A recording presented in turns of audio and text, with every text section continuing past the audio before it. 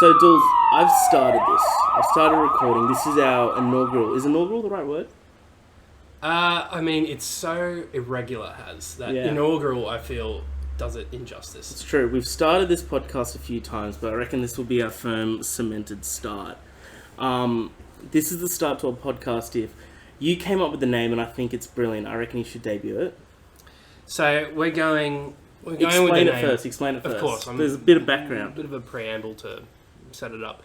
So I have a very toxic love-hate relationship with Kevin James. Yep. You know, the infamous Kevin James of King and Queens fame.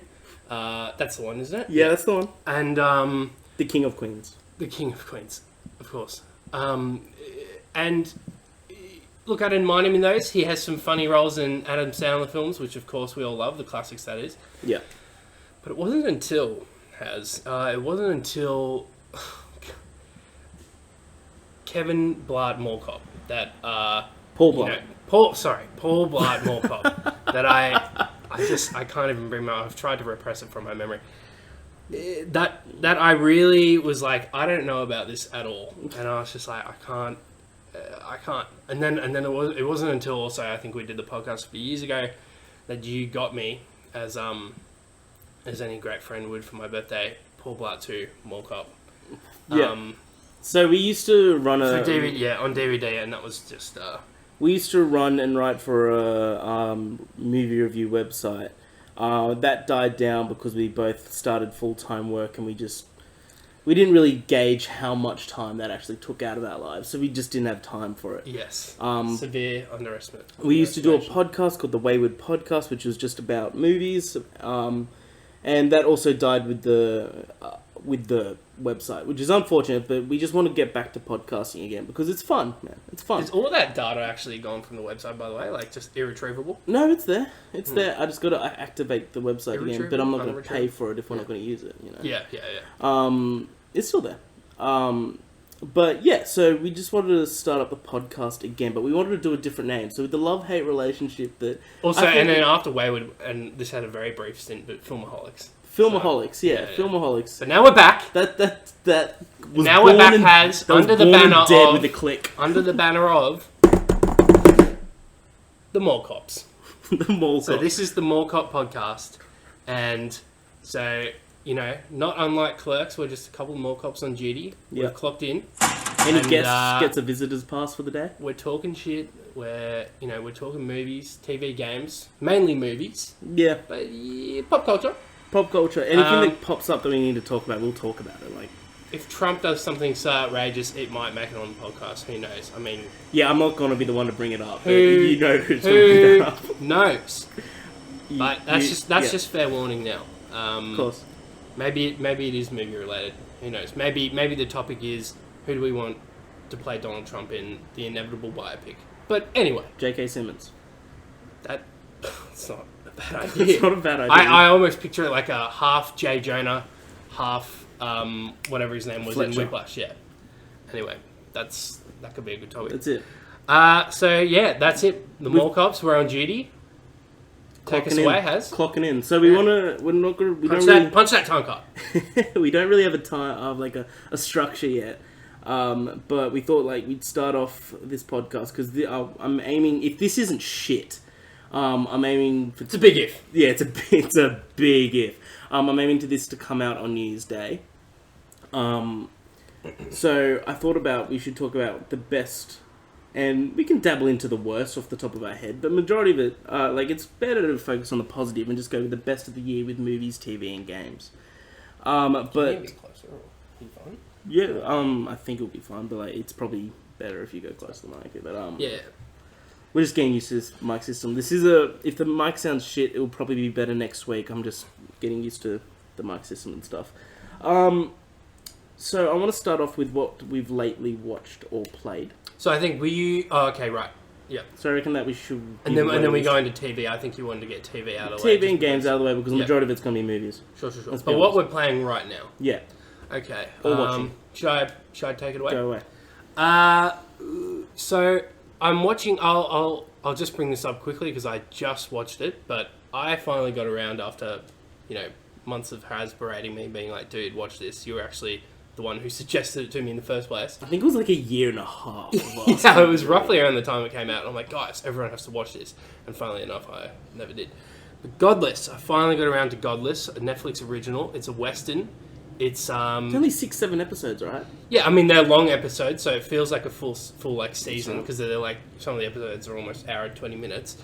But it's awesome. It's really engaging. It's like it has a really cool, interesting story, and the Western setting almost it takes second place to the characters and all that stuff.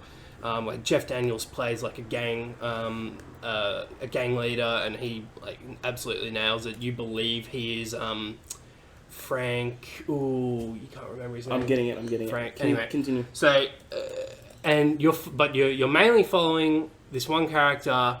Frank Griffin. Is what you're thinking of. So you're mainly following this one character, Roy Good. So Roy is he was a runaway who Frank picked up and kind of groomed him and welcomed him into the gang, and that eventually just becomes the only life he ever knows. And then Roy eventually moves on, decides he's done with that life, and Frank kind of chases after him. Anyway, it's a great series. It's as Harry said, 6 episodes. You can smash it out. It's if you love westerns and it's a go-to. It's one of the best westerns. The reason I felt really compelled to get into it because I was craving more western content after Red Dead, which is good little segue there. Yeah, it's like you've been doing this for years. Oh look, I'm a seasoned veteran. So Red Dead Redemption. Let's get into some games. Oh my god. So yeah, we've both recently beaten this. We've seen the credits. We haven't just beaten it. We've seen the credits. Yes, and to see the credits, keep in mind you need to beat a in between 60 and 70 hour campaign. This is an absolute monster of a game. This is one of the biggest. I think this might actually be one of the biggest single player campaigns of all time ever. Because I mean, there are tons of games where you can easily The Witcher. Because I never finished The Witcher. Well, Witcher, I would actually argue. I think you can beat if you're just doing main quests. Right.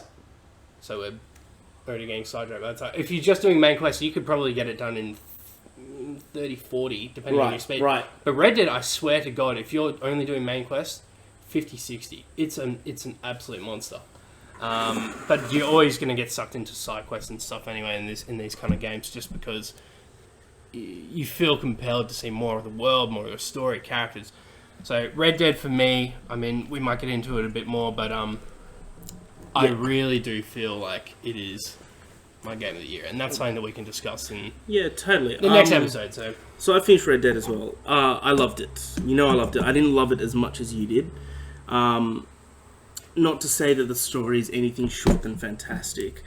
I think it's one of the best narratives I've seen in a game in maybe ever. I'm not even kidding. Sure. It took me a while to get into liking Arthur Morgan. I'm going to be honest. It took me a good maybe 10 hours till I'm like, oh, I actually really like this character. And by the end of it, I loved him as much as I did John Marston. Yeah, okay. I thought the world was impeccable.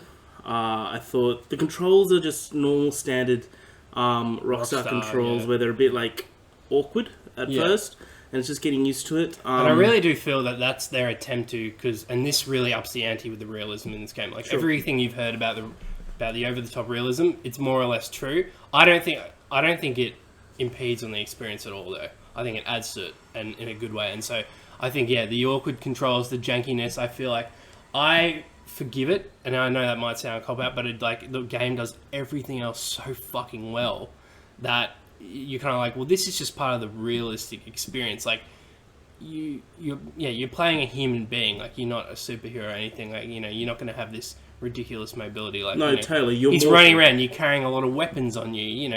You're tired. You're in the heat. You're hungry. Yeah, you kind of understand why things are playing out the way they are. No, totally. And the mechanics feed into that. I had no problem with the mechanics. Yeah.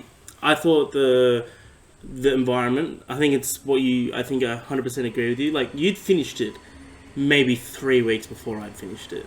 You finished it a lot, and you kept telling me it's the most alive world that Rockstar's ever made. It's unbelievably immersive. The attention to detail, even if you're not a big player of games, it'd be impossible to not notice it. By the end of it, I completely agree with you. I think it's their most immersive world. I think it's their most alive world. I think it's their most real world, if you know what I mean. It's dynamic. I saw this quick YouTube video where someone just followed a random NPC around and watched their day play out. They were a farmer. They were tending to their animals and stables, and and then after a long day of work, they'd go to the saloon, then they'd go home, wake up, and do it all over. And like the characters have routines, and like they're just people in a world, and it's actually insane. That's crazy to think about. But like majority of players would just take that for granted. But who would think to do that in a video game, to watch a character and see what their day looks like and how? Anyway, I mean that's just a quick example of just how. Yeah, no, I think I loved it. I think it's an example of filmmaking at its greatest. But for me, the year, nothing goes past God of War for me. I think that's... Filmmaking, by the way? You said filmmaking. Sorry, game making. My bad. Sorry. It does feel like a movie, though. It does. Like a Thanks movie. for picking me up. Yeah. But nothing goes past God of War. That story, that gameplay... Most people agree with you. It's picking up a lot of Game of the Year awards. For it to go from just a button-mashing game of anger, of what the original trilogy was... Kratos, I hate this argument. Kratos has depth. Right? He has depth. Like, he's lost his entire family because he was forced to murder them. Spoilers for the original God of War that was released in, like, 2003. But for that to go into a complete, like... It's a sequel, yeah, sure, but it's like a reboot. It's a reboot. Way. No, yeah, you can call it a reboot. I mean, they are calling it God of War. And it's a father-son game at the bottom of it. And it's the world that they're growing. Is like you see elements of different worlds that you're like, oh, that'll be awesome. I can't wait till we get to that game. And it's like, and the game makers had the fucking balls to be like, not yet, yeah, maybe later, next. Well, I think the perfect example, and this doesn't give away too much. And come on, if you haven't played this game, it's March. It came out in March. What the fuck are you doing? Because it's set in a new world. Kratos has left Sparta, or he's left Greece. And now he's possibly in a new dimension or reality. We're not really sure. But he's in Nordic lands. And so, this game incorporates a lot of Norse mythology now. And, a lot of big names are dropped like Odin and Thor. But throughout the game, they're constantly teased. And you as the player, led to believe, oh, we're going to be fighting them later. Like, surely we're going to be fighting Thor and Odin. But no, you only fight Balder, his brother, and they're like, no, not yet. Like, we're going to get to this. They have the patience, and so. But I mean, they're building a bigger world, and there's going to be sequels, and I mean, oh my god, we can't wait. The actual narrative, I think, is one of the best I've ever seen. Next to Last of Us.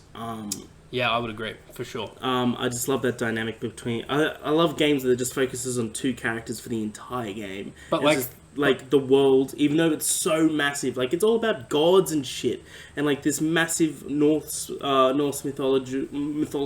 mythological world. Yeah, and that takes a seat at the bench, whilst this father-son story is like the most. Well, that's a testament to the writing of the characters because. Definitely. I found the Norse mythology stuff so interesting, and I would always pay attention. I would stop and listen to Mimir, who's like a companion character. I would love hearing his stories. I found to be so engrossing, and so I'd always love to stop and listen. And like if I'd go up to land and be like, "Oh, we'll continue this story later," I'd quickly hop back in the boat and be like, "No, fuck, finish the story," because that would be so good. But that would, you're right. That would still take second place to the dynamic between Kratos and Atreus, his son. And then I'm like, and I would have expected that Kratos to become this incredibly, deep and compelling character. So I mean, it's just a testament to the writing. And the film mid-90s? No, I haven't seen it. I mean, I know it, but in Australia it hasn't come out yet. Oh, okay. The main kid in the mid-90s? That's Atreus. Yeah. I didn't know that until the Game Awards, where I saw him like, holy shit, that's Sonny Sergic. Yeah. Well, that's kind of gone into our best games of the year, but also... And honourable mentions. Spider-Man. Spider-Man, so much fun. Easily the best superhero game to date. Yeah. Until the sequel comes out. Or, who knows, maybe the Untitled Avengers game could dethrone it. Maybe. We'll see. But yeah, a lot of fun. Web slinging, some of the best mechanics, the most... Easily the best and most fun traversal in a game, I'd say. I agree. Yeah, it's like up there with how you originally, not many people would have played this way. That's why it hasn't got another sequel. When you first start playing Infamous, I would have mentioned Infamous. Yeah. I would have. That's a close one. Yeah, especially in Second Son, where you just you have so many different powers. So many. I wish they did another. I remember, just before Spider-Man was announced, everyone was like, "Oh my god, Sucker Punch is making a Spider-Man game." That was the rumor, and everyone was certain that was going to be the case. Yeah. And then it was revealed. It was like, oh my god, it's fucking true. But then it's like, oh, it's Insomniac. But it was still such a cool movie. But these guys nailed it, man. Nailed it. And loved that game. It was funny because I just happened to play Sunset Overdrive earlier this year, and after playing that, I was like, no wonder that got Spider-Man because of the traversal, and that is very similar. No, totally. And another call out would be the game. I just finished it 2 nights ago. Smash Brothers. Has a ridiculously long campaign. Yeah. Maybe way too long. Maybe so how many hours do you reckon you've put it? Because I'm not even. You said I wasn't even close when when you think that you finished the game, you maybe halfway. Shit. So how many hours would you guess you've put into the... I don't know, the game clock says 150, but that's not right. I didn't know any 150. Maybe, have you just, like, left it on and... No, I've got... The game clock's weird, and a lot of people are saying this as well. I've got no idea what the game clock's saying. Is this the game clock? Not in-game, but, like, on the Switch itself? No, it's on the... when you go into the... When you exit out of Smash Bros. And you go back into and you pick your save... It says I've done 148 hours. Oh, that's crazy. And I've done... You should check because it also has on the system itself, like, hours played, like, of all your titles. Oh, I could do that, yeah. So that would be interesting to see if they're not... Because then if that also says 140, then maybe you've played if you keep talking, I can go get it and check. Alright, sure, let's do it. Yeah, let's do it. I've been playing Smash Bros. As well. I don't think I've put in nearly that many... I mean, maybe the Switch is off with its hours because I have a ridiculous amount put into Breath of the Wild. But look, I wouldn't be afraid to share that number, but maybe another time. As Harry gets his Switch, Smash Bros is an absolute delight. It demands a lot of your time if you want to unlock the entire roster. If you're that dedicated, I mean, you're gonna have to put in minimum 50 hours. I think worth of Smash. 30 hours or more, it says. Oh, okay. Well, there you go. That's not that bad. So but I did 600. Maybe you're misreading 158. No, it was like some. A lot of people are saying, like, I'll show you later. But a lot of people are saying that the game clock's weird and it's not right. Well, there you go, 30 hours. So that is still a huge campaign for Smash Brothers. All you're doing is fighting people. It said that I did. It's a tad obnoxious. I did almost. I did almost 600 battles. Yeah. Wow. Yeah. 600. Goodness. Yeah, but no, I thought it was great. It's so much fun. Especially playing with friends, like it's just it's a lot of fun. Definitely, if you're a Smash fan, it definitely lives up. I think it's the best Smash yet. What TV do you watch this year? Oh, what an absolute treat! So we had. Alright, I'm a massive movie fan. I love TV. Don't watch near enough TV than I should, I think. But things to call out would obviously be Game of Thrones. Awesome season. Cannot wait till the end. So that was just to clarify, that was 2017. Was it? Yes. So I know it feels like they're skipping a year and the new season's coming out in 2019. Sorry, I'll put it on silent. Continue. Hopefully it's not urgent. No, I 2017, 2018. I was asking Harry quite a few times before we started the podcast. Hey, Get Out. That was 2018, right? It's like, no, 2017. And like a few more other movies I completely confused with coming out this year. And there was some which I could have sworn came out last year, but came out this year. So, no, don't worry. I mean, we're all getting a few things mixed up. But I mean, no, Game of Thrones, June, April. Can't wait. Fuck, I thought it was this year. That's the last, that'll be the final. final. So they literally took a year off. Yeah. Wow, what an... They need it for this one, apparently. They need it for, this is like movie scale, every single episode. They're rumored to be 90 minutes each. Oh, that's gonna be sick. Alright, so not Game of Thrones, Maniac. That's a really silent one that not many people are talking about. I loved that film. I still need to get to loved that show. I haven't seen second season. That was a limited series on Netflix with Emma Stone, Jonah Hill, and it was directed by Cary Fukunaga. I've butchered his last name. I'll get it up. But he directed a lot of the episodes in True Detective season 1. He created True Detective season 1. He's not the creator. Is he? No, he directed a lot of the episodes. Fukunaga? Yes. Yeah, cool. He's also the director of the new Bond. Yes. Well, hopefully it stays that way. It seems Daniel Craig is more than happy to get Danny Boyle, didn't they? And get replacements as he sees fit. Danny Boyle wanted to kill Bond. It's like, come on. Yeah, so that was a story that came out which I just saw and was like, you're kidding. I mean, and it's no wonder, this, because it was apparently Daniel Craig who convinced Sony executives to be like, whoever it was, that owns a property at the moment, but like, oh, bring on Danny Boyle. He's got a great vision. I get along with this guy, etc., etc. And then as soon as Danny Boyle kind of floated the idea, how about we kill Bond? And Daniel Craig's like, I'm about making money. You gotta go. You gotta go, Sauce. I didn't watch the second season yet. I've been meaning to. Westworld. You have? Yes. Okay. So very quickly, just because I don't want to get into spoilers for your sake, if you like season 1, then you got to watch this one. It really ups the stakes. It's like as the show creators described it, this like Westworld season 1 is the prequel to the real Westworld. Right. And okay. so it's total pandemonium. It's just, the hosts have taken over. The hosts are the robots, correct? Or I think. They've taken over. It largely follows Dolores, who was pretty much the protagonist in the first season, and as well as Maeve, who was like a secondary protagonist, and Bernard, and so on and so forth. It's there's so many twists and turns. The Man in Black, played by Ed Harris, continues to be a bad motherfucker. There's a lot. If you love the first season, then there's absolutely no reason you wouldn't love the second. I highly recommend it. Awesome. I saw Bodyguard. I loved it. It's one of my shows of the year. BBC show. It's on Netflix now. 6 episodes, super easy. Main character is Richard Madden, and he's the bodyguard to the Home Secretary of the UK. And it's just all about dealing with terrorism in the UK. Whilst there's like a under the seal relationship between Richard Madden and the Secretary. It's excellently written, and Richard Madden is really. And I should never use one. Fidget spinner. And Richard Madden is like a perfectly cast in it. He's awesome. Okay. Cool. Another show that I want to point out that I know you haven't seen yet, but you definitely should get to, is season 2 of The Sinner. Yes. Dropped on Netflix.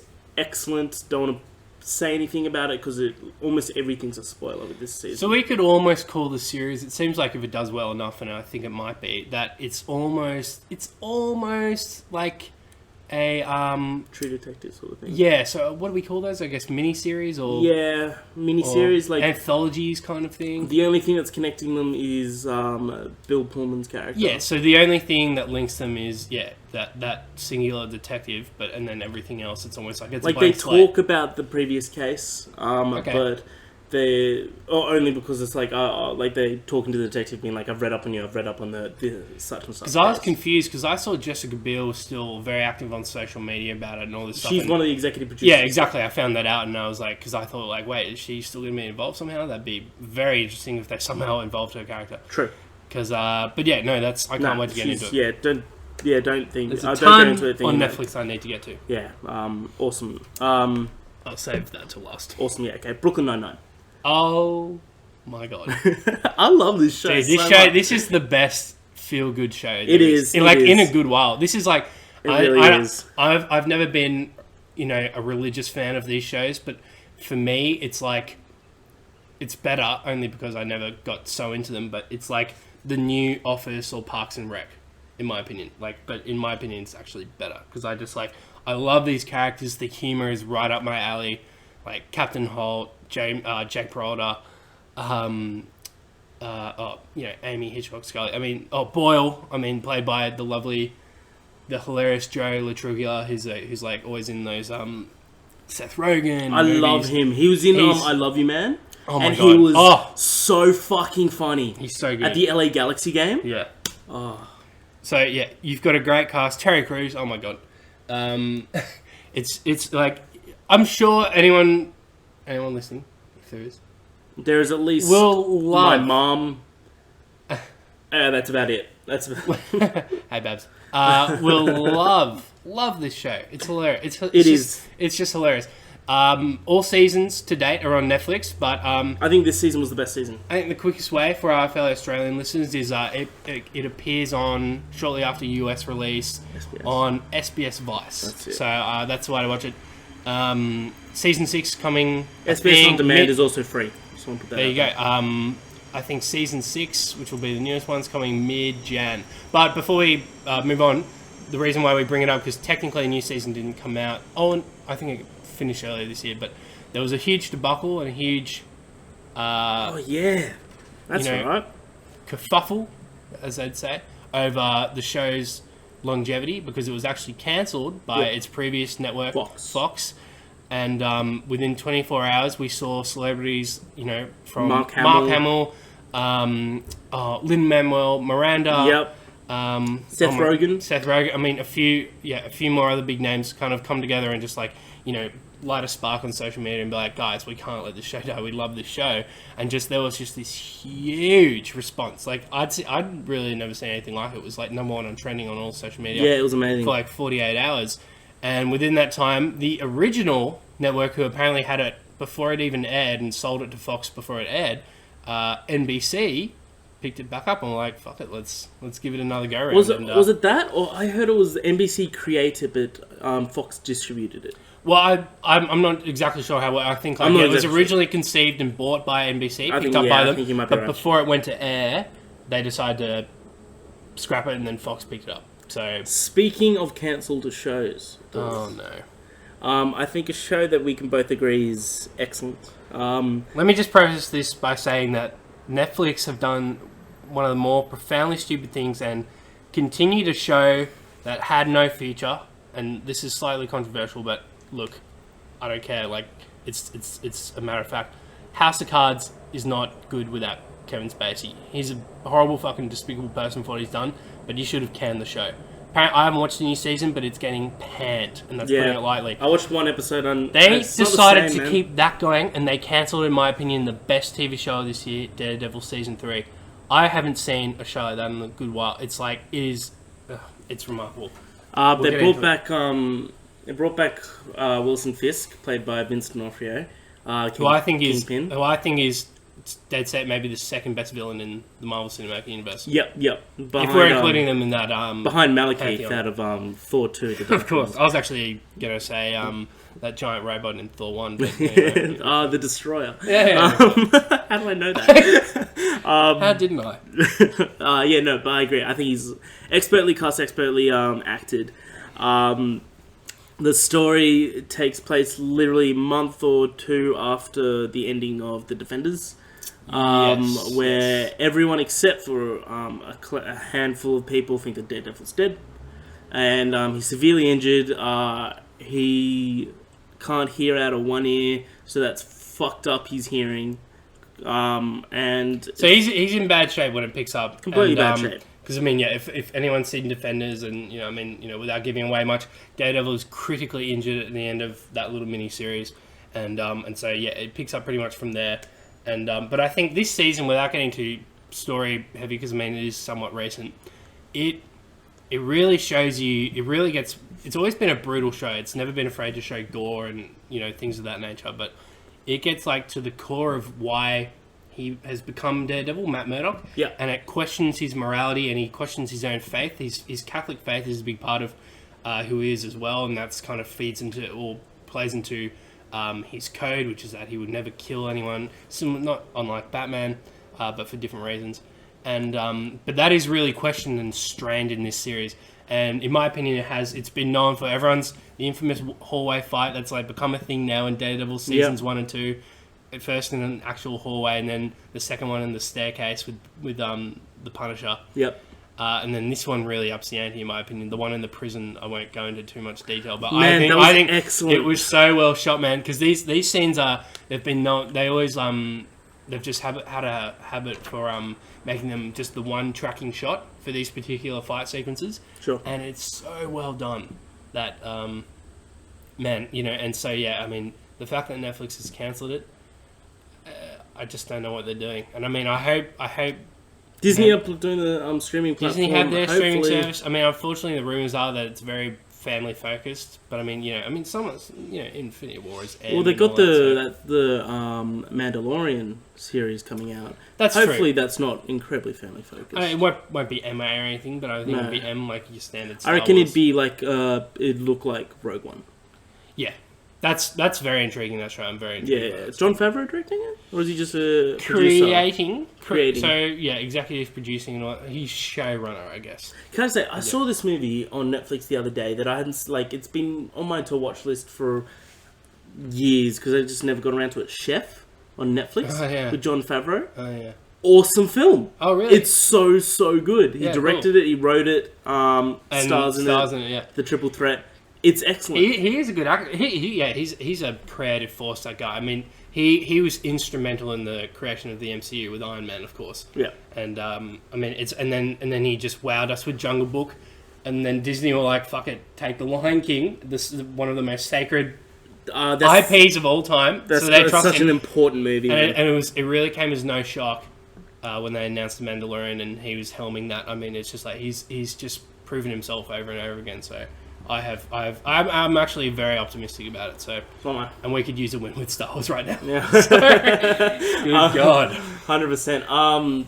So next week we're going to go into what we're looking forward to. So we are of 2019. And what's Daredevil, by the way? Maybe Netflix will change their minds. 100%. So, anyway. By the way, I don't think we introduced ourselves. We've gone through 31 minutes. Wait, you're kidding? Yeah, my bad. I'm Harry, of course, and I'm the co-host of this podcast. No, we surely did. Sure, did we? Didn't we? If we didn't, I'm Harry, the co-host God. of the podcast, always joined by the Jake to my Elwood, the Yoda to my Luke. What's another one? The Tommy Lee Jones to my Will Smith. The John C. Reilly to your Will Ferrell. That's a good one. Yeah. That's a good one. Edward Dools Dooley. Can I be Will Ferrell? Actually, Yeah, you can be Brandon. Okay, I'm great. always down. So we're going into the best movies of the year. So we'll save 2019 to the next podcast. Should we just go off with a bang? I see that one on. Yeah, on the we'll top of go. your We'll list. start with that one. But I just want to preface the ones that we haven't seen. Okay, yeah. We haven't seen because we live in Australia. No one's listening to this. We haven't seen Green Book. Pretend like they are has. We haven't seen Green Book, 8th grade upgrade, which I've been meaning to watch. I just showed you the trailer for it beforehand. We're watching that. I'm all in. I'm probably going to steal Harry's DVD when he's not looking. Yeah, of course. Roma, I've been meaning to watch that as well. It's on Netflix. Alfonso Cuarón. If Beale Street Could Talk isn't out in Australia yet. Mid-90s isn't out in Australia yet. And Mary Poppins isn't out in Australia yet. We should probably just preface with some like honourable mentions of like Sorry to Bother You. Excellent. It's not an excellent film. It's a good film. It's good. It definitely took a turn in the middle of it that no one will ever see. It's a very surreal, abstract film that has a lot to say, and there's a lot of on the nose social commentary, which I don't mind. I mean, it's fun and playful, and it kind of gets away with how on the nose it can be at times, just because of its absurdity. But I mean, if you like those very relevant films that have a lot to say, politically, socially, I think it's worth a watch. Yeah. Maybe when it comes to streaming services, but no, totally. Yeah. I saw a film the other day starring Melissa McCarthy called Can You Ever Forgive Me? I'm just trying to find the director, sorry. Is it a slapstick comedy where it's funny because she's fat? Because I swear that's all she does. Yeah, but every now and then she does. And that's not to offend. I'm not even joking. That's the majority of the thing. Yeah. It's directed by Marielle Heller, and it's a story about Lee Israel, the writer, the book writer, and how throughout her life she forged heaps of letters from famous authors and sold them. And over the course of her life, she sold 400 letters before she was caught. Wow. It's a really good film. It definitely lacks Sorry, depth. this is a true story, you said. True story. story. That's such a weird idea for someone. Yeah. True story. It lacks depth.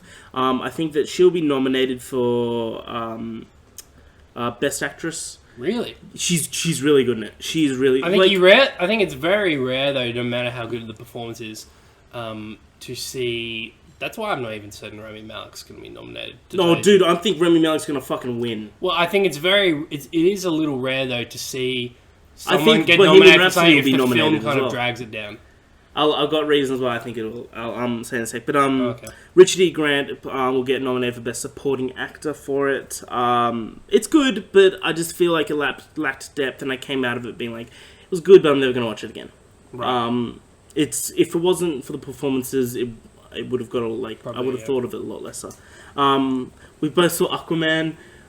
Whether it's a great film or not, it's not, but it's a lot better than either of us expected. It's a 7.5. Do with It's that a what fun you will. movie. It's a really fun movie. It's Very well shot. If it were it's a 7.5 because it's a DC film. If it had the Marvel banner, it would be maybe a 6 just because we do have that high bar for Marvel and a very low one for DC.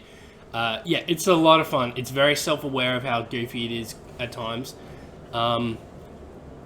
Harry, more often than not, finished the sentences of a lot of characters, and we literally thought the script was written by iPhone autotype at times. Yeah, it'll be stuff like... The soundtrack can be jarring. They don't need a king. What do they need? A hero. A hero. You know it. So, it's... if you like good, predictable fun... but actually, no. Credit should go to some of the cinematography. It is James Wan, who, in my opinion, maybe did... I think did he do Fast 7? Or maybe it was 5 or 6. It's one of the three. He did one of them. But he did either way, I think he was instrumental in kind of reviving the Fast and Furious franchise. Justin Lin as well. Oh, Justin, I could possibly be getting confused. No, I think he did it. Because I'll look it up. I'm a terrible racist. But, No, you're right. He did Fast Furious 7. Oh, okay, well, there you go. I'm not racist. Oh. No. Well, no, in that case, in my opinion, I think directed the best Fast and Furious film to date. Yeah. So, I mean, the guy has a good eye for cinematography. So most important Fast and Furious as well. And the CGI, I said to Harry, this is like Avatar if it were good. So, yeah, it is gorgeous. Like Atlantis looks like an underwater Blade Runner. Yeah. Which I don't mean that to discredit it or say it's unoriginal. It's gorgeous. It is visually stunning. It's gorgeous. So, some of the fight scenes were expertly shot. Yeah, it was a lot of fun to watch. Like, I mean, I'd see it again. And it's nearly 2.5 hours long, but it flies by. So, it does. I think we're pacing really good. So, if anything else pops up in my head, we'll just say honorable mention. Those are just the ones that I wrote down. Yeah, no worries. Well, let's get into the big and the best movies of 2019. Oh my God! Should we start with a bang? Let's fucking kick it off, man. Go ahead, man. We'll do one for one, like you say on the Avengers! Infinity War. Oh, Infinity War. Oh, right. This... Look, I'm a Marvel fanboy. We both are, but I'm so much so that it's my movie of the year, and I can't help it. Like, still your movie of the year. Dude, after Aquaman. It's still your movie of the year. I know, it's unbelievable. It's so good, man. Because I just keep thinking about what the stakes were, like, in terms of a meta sense. So the stakes were, they have to pull off a Marvel movie with every single character to date that we've seen to date, all in the one film in roughly 2.5 hours. They need to introduce a new character who needs majority of the spotlight, Thanos, the villain, and they need to give everyone a bit of screen time. Everyone needs a moment. They need to introduce, the new plot points of Thanos collecting the Infinity Stones, etc., and so on. The Russos, who proved themselves first with Winter Soldier, and then somehow did it again, but even better with Civil War, then even up the ante again and did it better with Infinity War. I mean, these guys... It is very impressive. These guys... I mean, this is why... And, the trailer for Endgame only came out recently, Avengers Endgame. I'm so unbelievably excited. Because, I mean, if they can go 4 for 4, if anyone can do it, these guys can. Yeah. So, and they keep saying over and over again, they're overly confident, these guys, that it will up Infinity War. So, I mean, Thanos is this is not only the best Marvel movie to date, but we got the best villain to date out of it, I think. That's, It's one of the best superhero movies of all time. Exactly. I think there was another superhero movie this year that might have beaten it for me, though, but we'll get to that in a sec. Infinity War, I saw it an absurd amount of times in the cinema. Yeah. Deservingly so. I think it's the best MCU movie by far. Yep. And that's saying something because I'm a massive Marvel fanboy. I'll put up my hand and say... Yeah, because you were dying on the hill of... Guardians of the Galaxy? Yeah. For a while. I was there, man. And I can't blame you. That film's excellent. I mean, there's so many in there. That there. and Winter Soldier, first Avengers, man, they're so good. They're so much fun, but they're, like... Infinity War just proves that it's got so much depth. It's just not a superhero movie. It's much more than that. And the fact that this has been 10 years in the making, the biggest build-up in cinema. But that's history, the thing. That was one of the stakes, and they delivered. It did feel like the combination of 10 years of films, and you would have little throwbacks, little moments with these characters, and everyone who's seen it knows what we're talking about. But I mean, and there's no need to do a play-by-play of the plot because it's everyone knows it. Everyone knows the snap happened, and that was the big. Did you expect the snap to happen? I not like that. No. So I mean, when it all unfolded, it was actually a shock to me. What the biggest shock? Are we good? Yeah. No, yeah. Go on. The biggest shock, though, in my opinion, because all the rumors were going to be that, the Avengers, the original Avengers will die, and then Avengers 4, whatever that will be, is going to be the new Avengers, and that's how the Marvel Cinematic Universe progresses.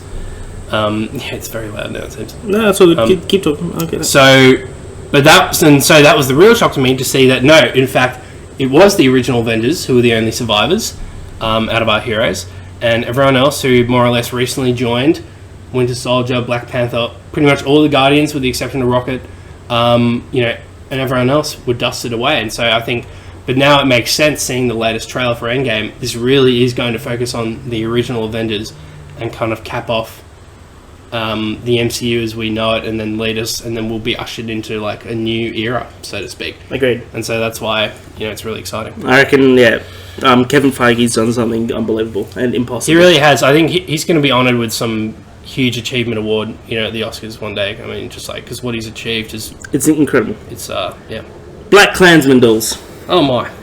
We both saw this at the Sydney Film Festival. Directed by Spike Lee, starring John David Washington and Adam Driver, who was Denzel's son, which you pointed out. And Denzel's son. I mean, man, runs in the family, because mate, he's Ballers fame. He's Ballers fame. He's from Ballers. I still need to watch Ballers. Dude, you need to watch Ballers. It's like Entourage with The Rock. So, is this should it be that low? I can lower the gain if you want. Oh yeah, I'm just not sure if that's that better? Unfriendly for our listeners. Maybe. I'll listen back when I'm... I can't do it until I export it. Just a bit of maintenance folks, he'll probably come. It's fine. Black Klansman, true story about a black detective in the South going undercover to infiltrate the KKK. Yes. Excellent film. It's hilarious when it should be... Based on a true story as well. Which is awesome. It's very dark humor. It's funny when it's really serious. You know what I mean? And it completely reflects elements of society nowadays. It references elements of society nowadays, and I think it was just one of the highlights of the year for me.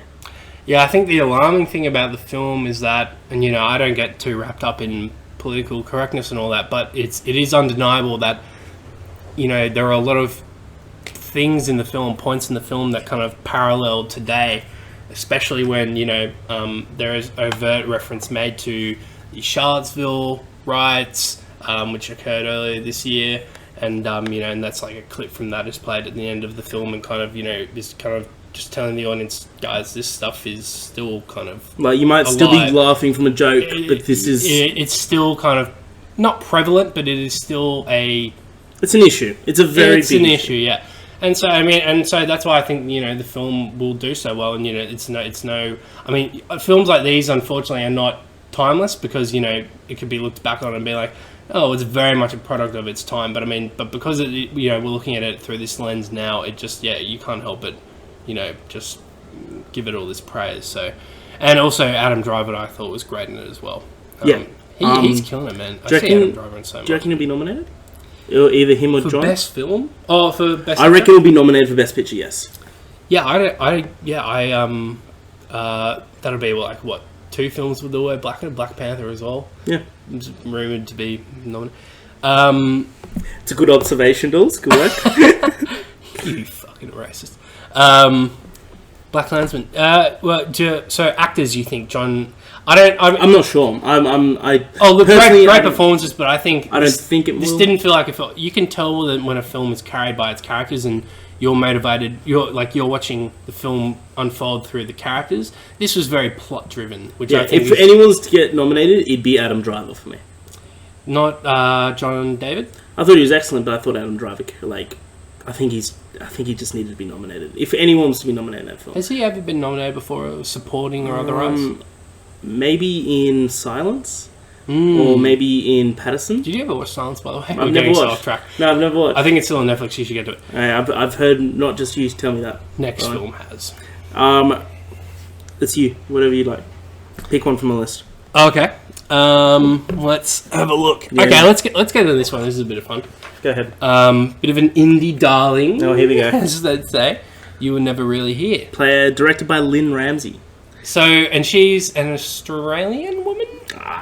No, sorry, I think I'm getting confused with the Australian distribution I'll look her up. company. Regardless, this is Joaquin Phoenix, who, oh my god, dude, I mean, this guy is just a method actor. He's a powerhouse, dude.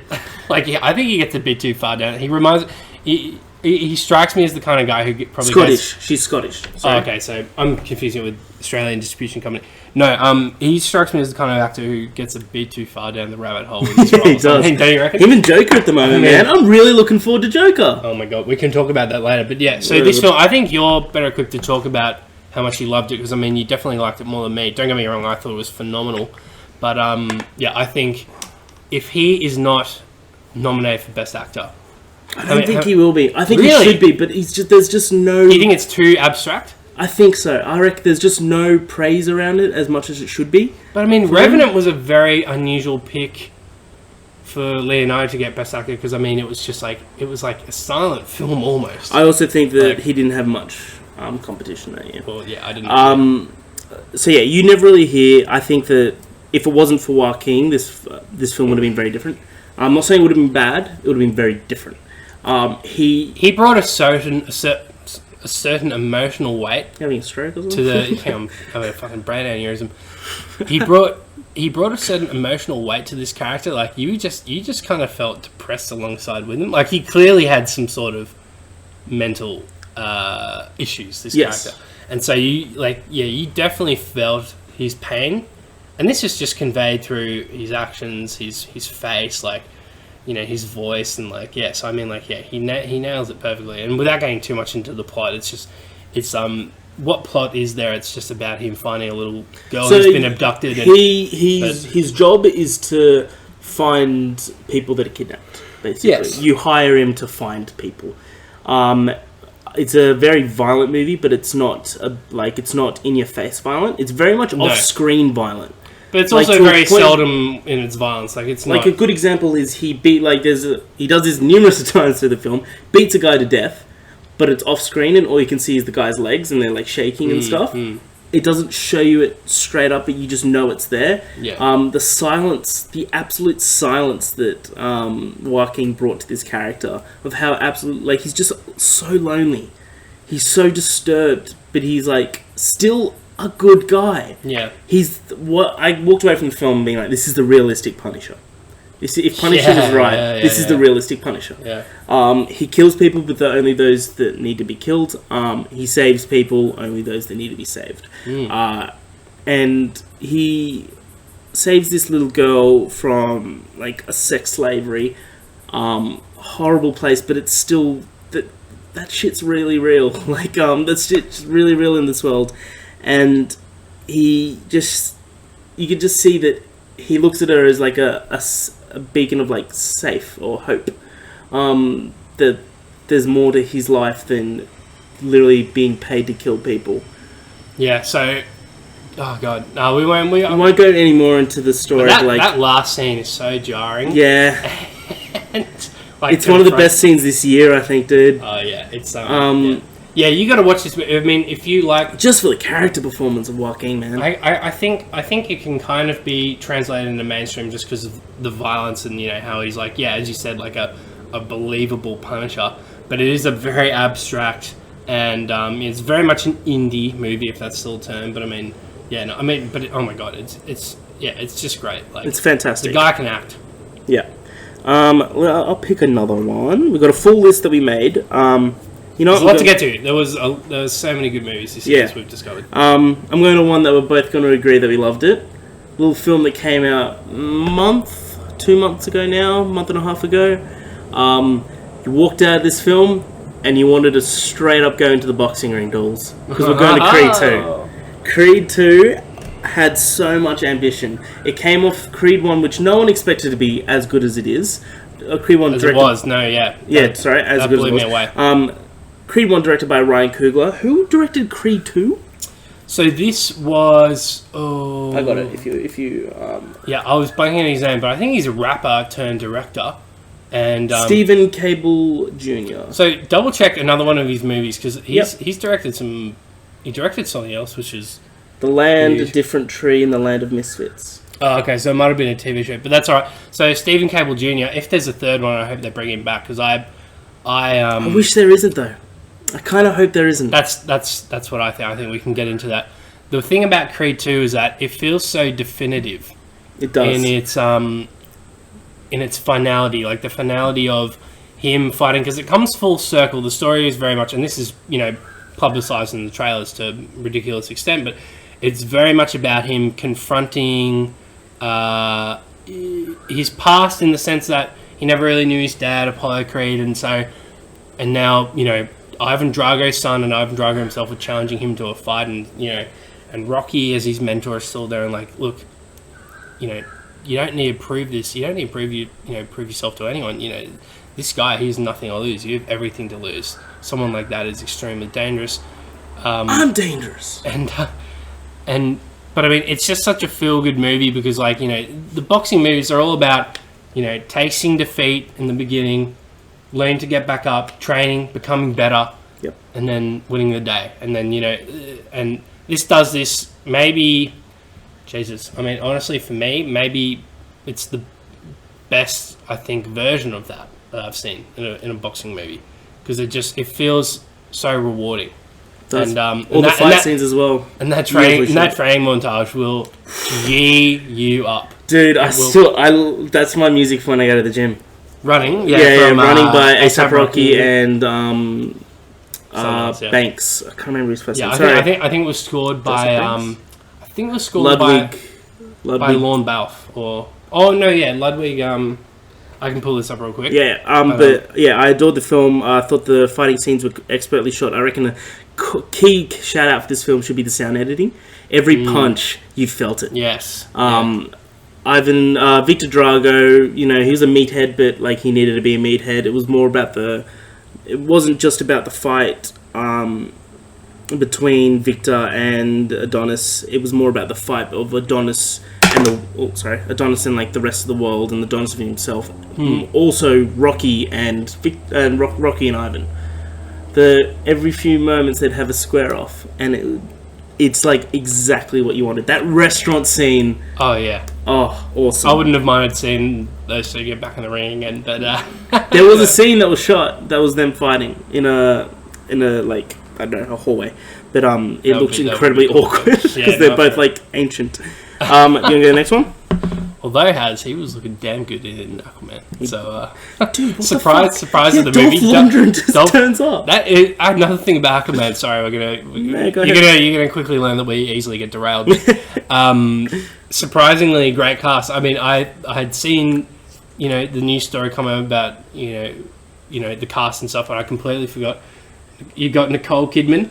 You got Willem Dafoe. Yeah, Willem Dafoe. And you got Dolph Lundgren. I mean, you just got a great little cast. Also, Willem Dafoe does a lot of weird fucking faces throughout that entire film. But yeah, no, that was such a great surprise. But you want to pick anything else? Let me pick the next one. See, yeah, okay. Let me talk about this one. This one I really loved. Oh, awesome. So earlier this year, there was like a little Venom.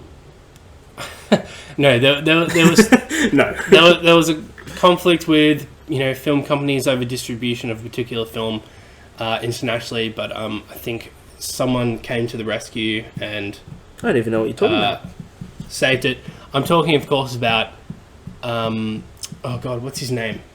Anyway, we can find that out later. I'm talking about Annihilation. Oh, so Netflix came to the rescue. Alex Garland? Yes, Alex Garland. Yes. So Harry and I were very excited about this film because his first one of our favourites of all time, Ex Machina. Yes. Which was just, I mean, we needed little more reason to see his new film. So this is loosely based on the book of the same name, but I mean, I looked up a quick plot summary of the book afterwards, and it's a very original script, I would say. In the end, this is like, if you want to see a really cool original sci-fi flick, oh my god, get on this. It has Natalie Portman as the lead, Oscar Isaac as a supporting, and a few other great actresses. Yeah, you got Jennifer Jason Leigh, you got Tessa Thompson. Yeah, I think Veronica Rodriguez or I'll look it up. Could be. Continue. I think she played Ugly Betty or something. I don't know. No, that was Ferrari. Her name was Ugly Betty. My mistake. So. You've misspoken a few times. No, okay, so Annihilation. Again, we don't want to spoil all these movies because, they only came out this year, but this is just, to say that, just in case you missed Tomatoes deserves a lot more for you asking me. This is... Gina Rodriguez, you're correct. That's so low. Oh, I got the last name correct. Original sci-fi... I think it's Jane the Virgin. Yeah. She's Jane the Virgin. So, look, if you have a Netflix subscription, or even if you finally bite the bullet with that free trial, this movie is definitely worth your time. It's a very compelling, Agreed. Unreal and weird sci-fi movie. Sci-fi, it's original sci-fi, it's got to be weird. It's got to hook you in with its intrigue and mystery. And it does exactly that. You never have a clue what's going on in this movie, but in a good way. They're trying to solve a mystery and you're on the same path as the characters. You don't know anything they don't know. Yeah. So, and that's why it's because you're uncovering things at the same pace they are, and I love films like that. So, I think anyone would love it. Absolutely. So. To create an entire tangent from sci-fi, I want to talk a little bit, very briefly, about Crazy Rich Asians. I didn't think I'd like Crazy Rich Asians as much as I did. I think it's... Are you saying it's sci-fi? No, tangent. I think that this movie, in time, will be looked at as good as people look at Love Actually. Oh, wow. It's an excellent film. It's great writing, good acting, as good as you can be in a rom-com. It's incredibly lighthearted, such a good feel-good movie, but it's got an awesome message about hierarchy in society and stuff like that, and how people view other people. If you haven't seen it, absolutely recommend. Just came out on DVD. It should be on Netflix soon. I predict. Excellent film. I loved start to finish of it. Thought it was hilarious. Ken Jeong's in it. I'm sold. I thought that was brilliant. That's my rom-com of the year. Do you want to pick next? Were there many rom-coms this year? Besides Ant-Man 2? So, Ant-Man 2 technically is a rom-com. It has its elements. Yeah. It has its... Yeah. Probably. I just don't see that much. I should, though, because they're good. Let me take the little notebook it has. So we've got a few. We've got a lot to get through still. There's a lot to get to. I think I should take this one. Go ahead.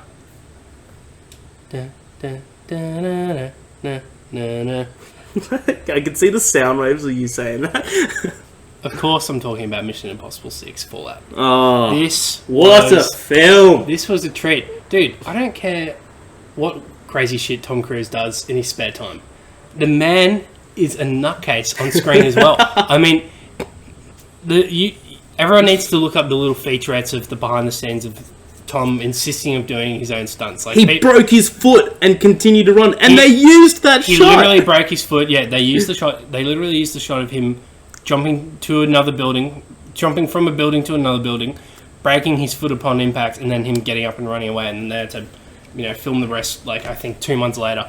And the guy's a nutcase. But look, it's just so well shot because a lot of movies they have to sacrifice, the one shot when they have to replace actors with stunt actors and all that stuff, and the choreography involved with these kind of complex action sequences. It requires a lot of camera work that kind of maybe I think sometimes takes away from the film and the immersion and stuff. But because you're literally watching Tom Cruise ride on a motorbike through the streets of Rome, or maybe it's Paris in this instance, and you can see it's him, and it's all one shot, and he's being beautiful, isn't it? It's like top quality filmmaking. And it really is. It really does come down to Tom and Christopher McQuarrie's collaboration in this instance. They clearly love making movies together. I think this is actually the first instance of Tom, because he has a lot of sway with these movies. He's been executive producing them since the first one, I believe, or possibly the second. And I think he's the one kind of going out of his way to procure new directors. And this is the first instance where he's been like, dude, after Rogue Nation, he's like, oh, you got to come back. Like you get it, man. And so I really hope he does the next 3. Well, they're filming Top Gun at the moment. Who's directing Top Gun? Top Gun 2? Maybe the guy who did it first, but I'm not sure. I'll look it up. So yeah, I really do hope they bring him back, Christopher McQuarrie, because he really understands it, and he's just got an eye for. He knows how to make an action movie. I mean, this is what it is. This is high octane action. It's really well done. You've got a great script, and you've got great dramatic elements. You've got twists. You got great characters, and Simon Pegg, and what's his name? Who plays Ving Rhames? Ving Rhames, that's him. Rebecca Ferguson, Alec Baldwin. I mean, Alec Baldwin also excellent in this film. Yeah, he was so good. And surprisingly, a great. It's a spoiler. No, fuck. A great villain in Henry Cavill. Oh, the movie's been out for ages. Yeah. Like if you watch it now, you're not listening. To the trailers kind of tell you he's not a good guy anyway. But fantastic moustache. Yes. Fantastic moustache. Not so much for Justice League, but a lot of things went wrong in that movie. So yeah, see Mission Impossible. Absolutely. I'm going to talk about a movie very briefly because I know you haven't seen it. Steven Soderbergh made this new film. I wouldn't say it's a horror, it's a thriller, starring Claire Foy called Unsane. The whole movie's filmed on an iPhone, and it's all about this woman that's basically unintentionally admitted to a mental hospital, and you start and the whole film is basically toying with the viewer's emotions of, is she insane or is she not? Is she sane? The Claire Foy carries this film completely. She totally starts to every now and then she questions her own sanity, and you can see that just on her face. If you haven't seen it, I think it's on Netflix. If not, not the viewers' tools. You can borrow it. I've got it on DVD. But I'll be taking a few DVDs. Yeah, it's excellent. It's a very well made film, and it'll keep you guessing to the end. Beautiful. I'll make sure I say it. Well, one more time. What was the? It was Unsane. It's directed by Steven Soderbergh. He did all the Ocean's movies. He did Logan Lucky. Okay, cool. Yep. Do you want to pick next?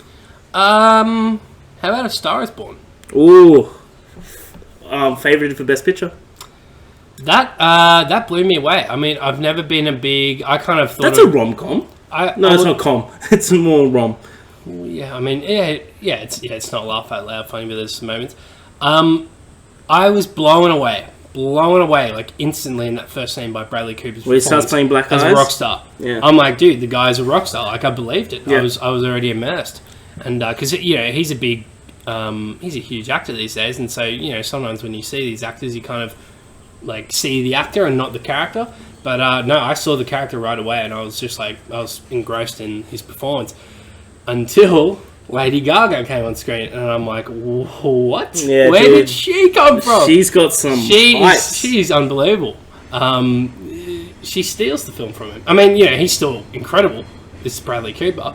But, man, she held her own against, an Oscar-nominated actor. I believe this was her first feature film. She was in American Horror Story. Yeah, so she's done some TV, but I mean, she's by no means, an A-list actor. No, right. But I mean, goodness gracious, I could easily see her in a few more films of this caliber. I'll be fine with it. I really liked her in this film. Andrew Dice Clay as her dad.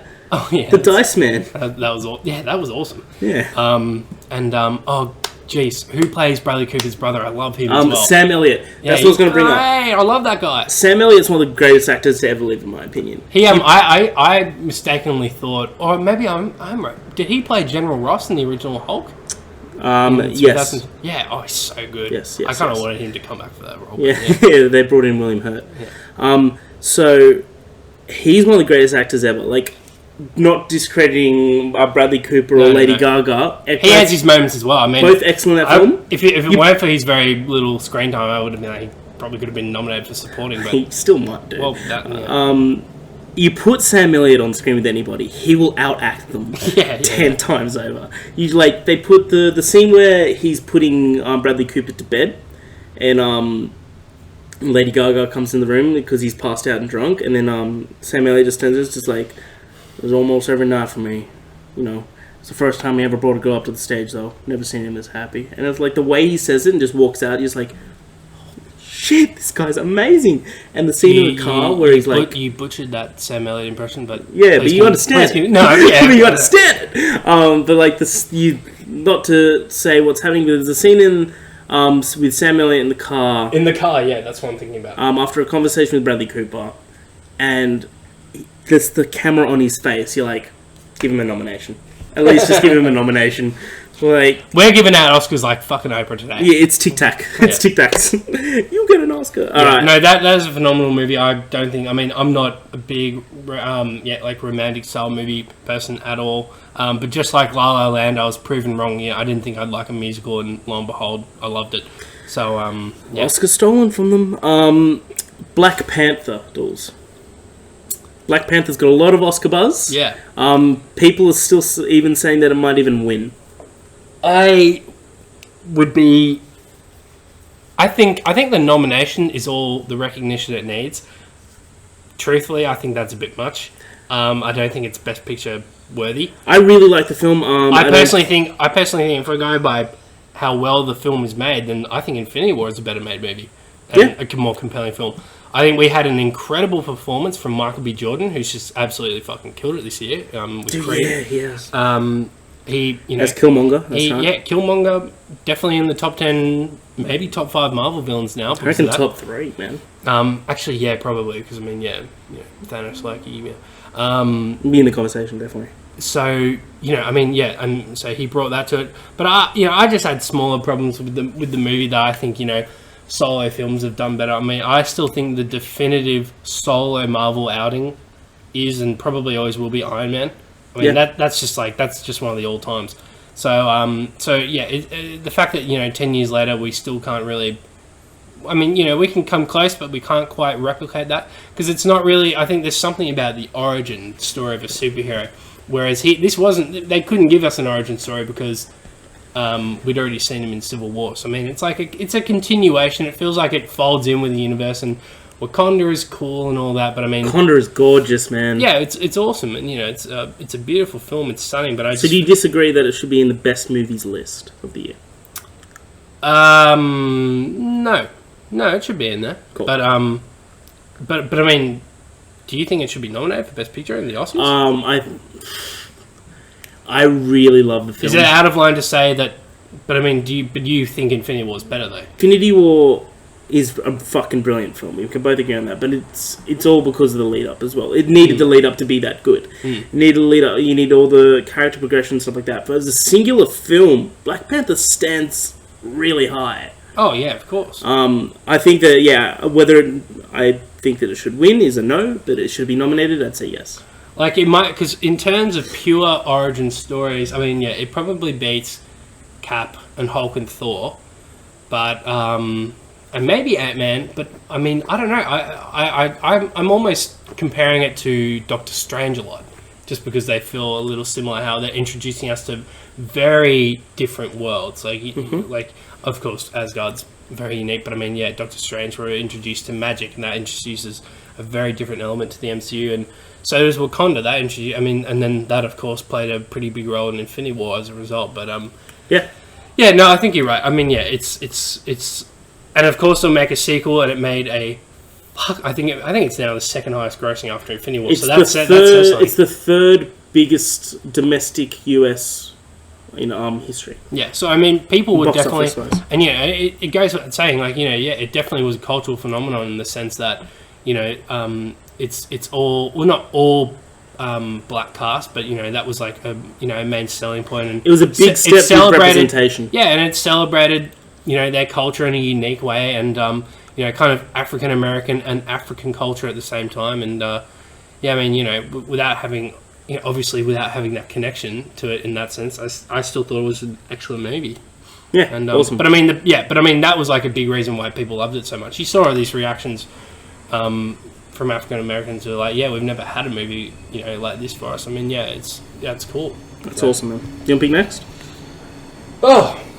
Let's see. Well, I've got a little list here as well. I reckon I'm going to rattle off some honourable mentions because I don't think we'll get to these. Let's do it. Honourable mentions: Bad Times at El Royale. Yep. Good film, maybe a bit too long in the tooth. Great performances all around the board. Very original idea. Loved John Hamm in it. Jeff Bridges awesome as well. Do you want to go back and forth on some of these honourable mentions? Sure, go ahead. I can do a few. Yep. Oh, yeah, you can finish off with that. No, like, I thought if you absolutely agreed to go see it. It was directed by Drew Goddard, who created the Daredevil series and wrote and directed Cabin in the Woods. Yep. Cool. Great film. He knows what he's doing. Yeah, good film. It's a fun movie. Yeah, very fun. It's it's a little Tarantino-esque. Very Tarantino-esque. Yes. So yeah, honourable mention again. I would put down. I mean, I love it a lot, but I mean, we won't go into tons of detail. Equalizer 2, I thought. I didn't even have on the list, but yeah, it was awesome. I mean, God, the first one is just like. I mean, if you I forgot that was in there. Oh yeah, if you like John Wick, then holy moly, you got to watch this. I mean, it's just like it's Denzel Washington as John Wick. Yeah, it is. I mean, that's straight up what it is. And the sequel came out and pulls no punches. It's an absolute, just a huge action fest, and it's awesome. Another one, probably honourable mention. I really liked it. It's not getting enough praise, and I think it should. People actually, I'm pretty sure you liked it as well. Ready Player One. Yeah, I thought it was a lot of fun. A lot of fun. I'm a big fan of the book, and I think it lived up to the book. If you're an 80s fan of everything 80s pop culture, definitely see it. It's so many references, but it also references in new pop culture. Definitely. Yeah, for sure. I'll say Deadpool 2.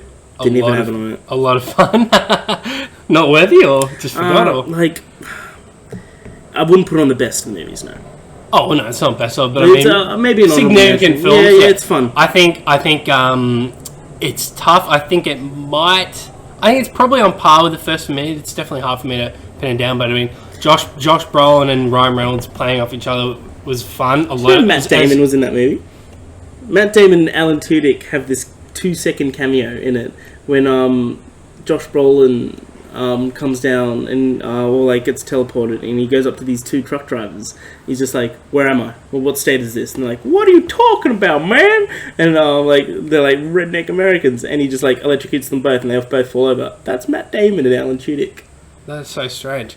And Brad Pitt plays the Vanisher, who then we see him for like a split second. We're like, is that Brad Pitt? Yeah, Ryan Reynolds said, "Yeah, we got him for an eighth of a second." That was classic. But so yeah, do you want to talk about Do you want to talk about Incredibles 2 or put it on honorable mentions? Honorable mentions, yeah. Great film. I did love it. The first definitely one, lived up. The first one might actually be my favourite Pixar movie. I think it's I agree. The second one, it's so much fun, but I mean, it was never gonna touch the first one. That's just a harsh truth. But but that's not a bad thing either. So yeah, definitely go see it if you are a Incredibles fan. 100%. Couple more honourable mentions. Did you see Searching?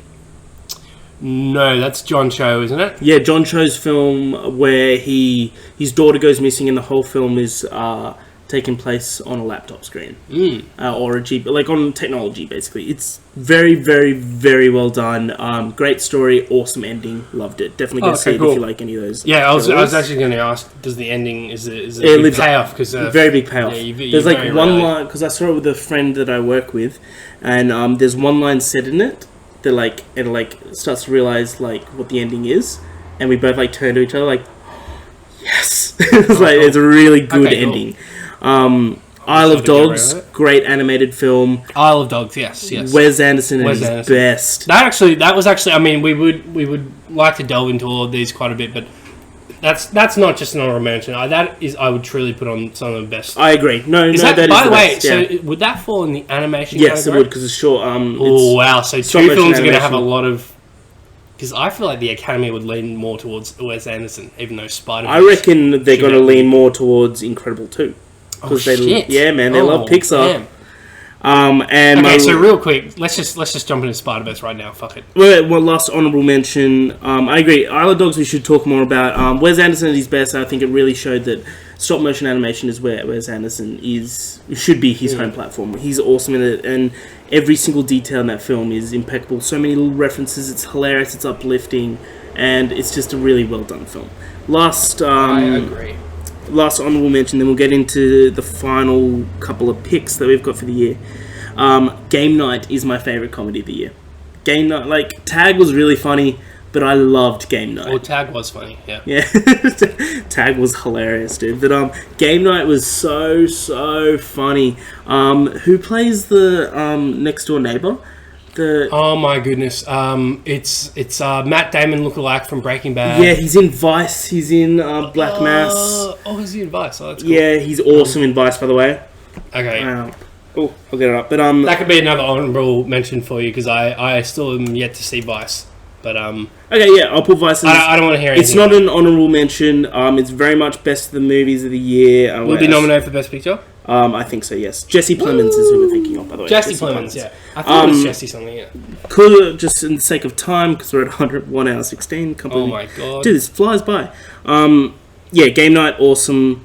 But not an honourable mention. It's definitely in my top 10 of the year. Vice is an excellent film made by Adam McKay about Dick Cheney and his rise to being vice president. And how much he manipulated the system. Very well done film. Some of the best filmmaking elements I have ever seen. Well, and you'll know exactly what I mean when you say I was not just filmmaking, storytelling elements. Well, I was blown away. I really started to notice how capable a director and storyteller he was in The Big Short, which I thought was excellent. And so yeah, I have no doubt that this is gonna possibly surpass this. Yeah. Surpass that. There's a scene in particular that they're rattling off a list of ideas to become legal. If I don't want to say exactly what it is, but you'll know it when you see it. The way that they say it is so original and so hilariously brilliant, and it makes you cringe in a bit because it's really fucked up what they're saying. But you'll know. Okay. Awesome. So okay, we've got 1, 2, 3, 4, 5, 6 movies still to go. Shit. Alright, I'm putting Hereditary as honourable mention then. I loved Hereditary. It's one of my movies of the year. I wouldn't say it's honourable mention. I think it's best of the year. I think that's one of the most... Yeah, because I just still haven't seen it, so I mean... Yeah, I'm listing off the movies that I know you haven't seen, just so we can talk about them. Hereditary, made by Ari Aster. It's his first feature film debut. His feature film debut. Strong debut then. Excellent filmmaking, incredibly creepy. It's a horror that sticks with you, and it's just so well told, and it's got so much rewatchability because everything's basically connected in a way, and you'll understand when you see it. Very, very well done. Go see it for any horror fan. All right. So we've got 5 movies left. 1, 2, 3, 4, 5. Should we get into Spider-Verse like I suggested? Let's go Spider-Verse. Spider-Verse is my favourite movie of the year. I'm putting it out there. It is. Spider-Verse is everything I want in a comic book movie. It is a comic book movie. It's all about the rise of Miles Morales becoming Spider-Man, right? But it also introduces different universes of Spider-Man. So you've got the Peter Parker, you've got Peter B. Parker, you've got Penny Parker, you've got Gwen Stacy, and you've got Spider-Ham and the Spider-Noir. I can't remember what his... So wait, just to clarify, she goes by Spider-Gwen, doesn't she? Yeah. So that's a little stupid. Yeah. People would eventually put two together. I agree. Anyway. So I think this was a lot of fun. I think this was the best animation I think I've ever seen. I would agree. The pulp cultural references... best animated movie ever? No, just the animation style. Oh, okay. Yeah, I would agree. Yeah, it was awesome. so unique. I'd never seen anything like it. It felt like a graphic novel come to life. Sony's also taking that animation style as trademark. Oh, well, yeah, they should. I mean, if they're smart, they'll recognize what they have on their hands and lock it down. Lock it down. As well as those guys. I think it was Phil Lord and Chris Miller who wrote and directed, and or partially. They were part of the creators, yeah. And at least they executive produced it. yeah, so they're obviously fine after ditching Solo. They have all getting fired from Solo. They are very capable. I hope they're locked down for a sequel because, the possibilities in a Spider-Verse are endless. 100% go see it for any comic book fan. Yeah. A lot of fun. And so it's not just one of your favourite movies, not just your favourite movie of the year, but you also told me it's your favourite. It's my favourite Marvel movie of all time, yeah. Yeah, wow. Yeah. I think it beats Infinity War. I mean, because, you're putting it in the MCU for this sake. Yeah, for the sake. Yeah. But, like, MCU movies, Infinity War beats it. Like, beats everything. It's my favourite MCU movie, but my favourite Marvel movie, anything created by Marvel. Oh, okay. It's either that or Blade Trinity. Anyway, Punisher Warzone. Yeah, Punisher Warzone. What a fucking shit movie that was. Alright, Dools, a movie that I don't think will be nominated, unfortunately, because it's just not getting enough praise as it should. First Man. Oh, really? You don't think it will get nominated? I don't think it will, no. I mean, the Academy has a bit hard on for this guy, let's be honest. And Ryan Gosling. For Damien Chazelle. So it's all about... fuck was his name? Neil Armstrong going to the moon. Jesus, sorry. Neil Armstrong going to the moon. Standout performances by Ryan Gosling and Claire Foy. Yes. But the visuals of, like, everything that happens in that, and it really the moon landing scene, because it is a long build up to this, not long in a bad sense. Like the pacing, quite it's a good slow burn. It's a slow burn, in a good way. But the payoff in that scene, the swell of the soundtrack coming in, and like the film has an excellent soundtrack. Like Damien Chazelle's been working with this guy, who I believe he was his college roommate, the guy who scores his films. So he did Whiplash and La La Land and now First Man. That scene, music, cinematography, everything working in tandem, it is just so beautiful. It's just, it's remarkable. I think if it doesn't at least get a nod towards best cinematography, I'd be shocked. I'd be seriously shocked. So, First Man for me is definitely in discussion for best film of the year, but I mean, whether it's Oscar nominated and all that stuff remains to be seen. Yeah. If we had an award show, can't really have an award show with one episode in. Less than an episode in. It'd definitely be nominated, I think, both of us, right? Another one, Dools, Quiet Place. Standout horror movie of the year, I think. Next to Hereditary. Directed by John Krasinski, starring John Krasinski and Emily Blunt. Very original film about... Do we know... I don't think he wrote it, though, did he? He got the script and he changed it a bit, so he co-wrote it. He got the co-writing sign-off. But John Krasinski, they live in a world now that's been taken over by aliens or monsters that see with hearing, basically. So you can't make any noise, otherwise you'll be killed in a matter of seconds. And so they take this very seriously, and these creatures are so... As they should. These creatures are so receptive to sound, I should say, that, this family... communicate with sign language. They light candles. They don't use electricity because the humming from generators or just light bulbs still would make enough noise to attract attention. I mean, so it is really they take it extremely seriously. And I noticed when they brought out, I think, Monopoly or some board game, they were using little pieces of cloth or something like that's that. Right. So there is so much attention to detail and the kind of lengths they go to make as little sound as possible. That I love it. And so that was something I really enjoyed about the film, how just it really immersed you in this world and how seriously they took this threat and all that stuff. So I mean, agreed. But they really do a good job of showing how dangerous the threat is and how real it is in without giving any away in the first almost 10 minutes of the film. Yeah. See it. 3 movies left. I personally thought I was a little disappointed in the ending because I felt like they were trying too hard to sell. I agree. For the last 5 minutes, that's the kind of movie where it's just dude, maybe create another movie in the same universe. That could be cool. Yeah. Don't do a sequel where it's just Punisher Mum. 3 movies left. 1, Halloween, Dools. Woo! What are you're not as big as a fan of the Halloween movies as I am. I'm sure you appreciate them though, right? Yes. Have you seen the first one still? I did, yeah. You lent me the DVD and I did watch it. I think I probably forgot to tell you I did. Yeah, it was good. Yeah. It was good. Oh, thank you. All right, cool. Anyway, that's reviews with Dools. So yeah, Halloween 2019. Who directed it? Fuck, we come so unprepared.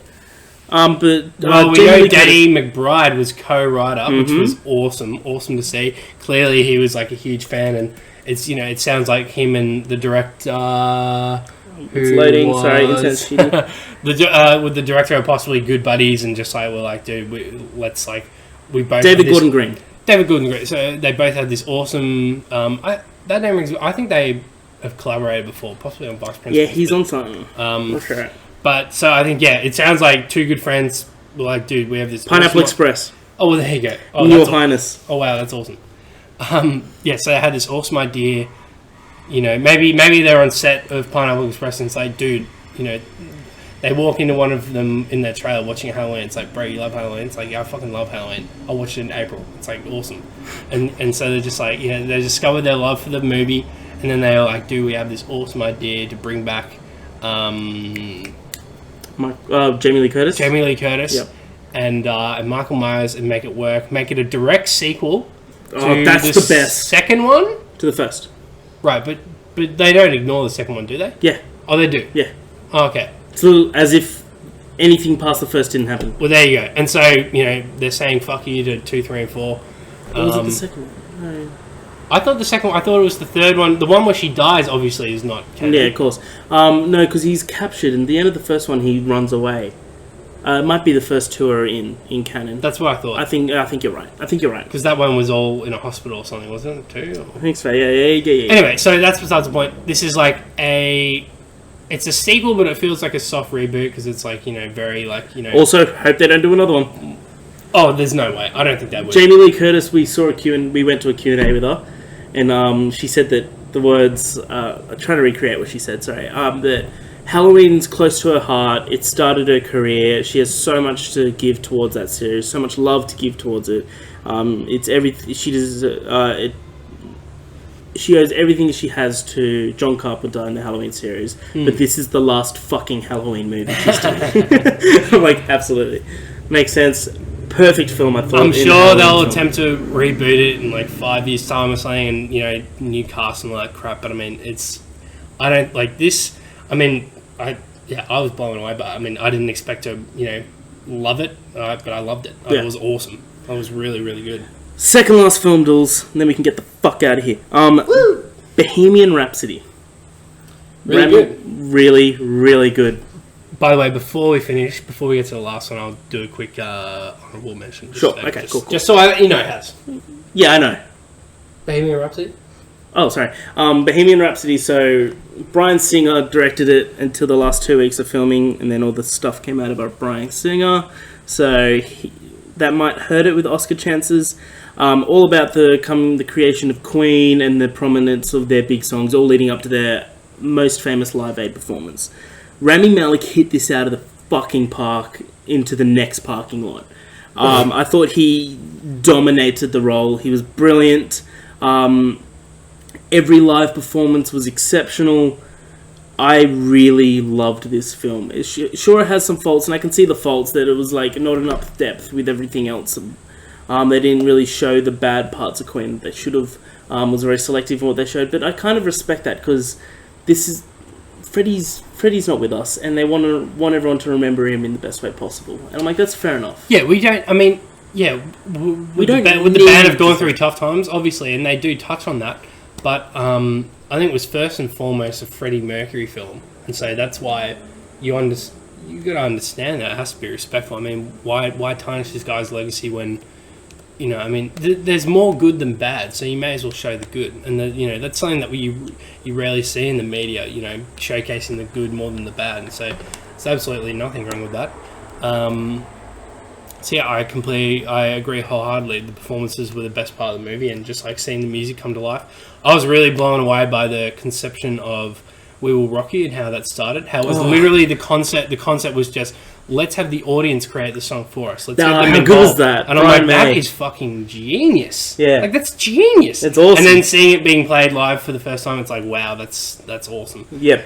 And it was just executed perfectly. It got nominated for Critics' Choice Awards of Best Ensemble, which is why I think that Remy has a real shot for Best Actor. I'm sure he does. I'm not sure about the movie, but I have no doubt Remy will be nominated. Yeah, like if I'd be amazed if he didn't. I'm just saying. I've seen in the past great performances be overlooked because the film itself has never been incredible. Yeah, and also I think that Bryan Singer might hurt its chances.